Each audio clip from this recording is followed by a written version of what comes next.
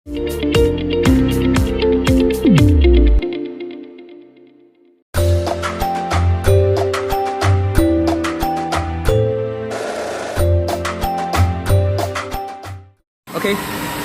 Hello everyone.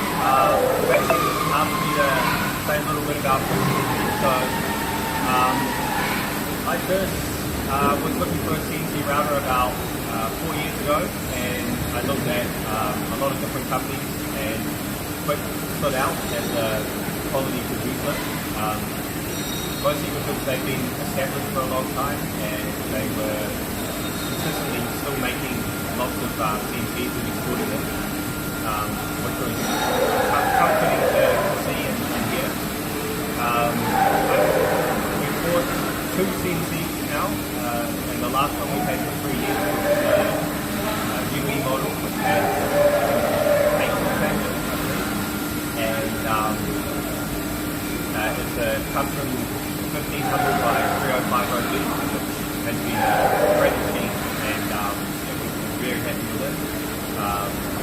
We've had great after-service care from Sebastian. He's always one message away on WhatsApp, and always happy to help. So yeah, very happy with the machine, and thank you.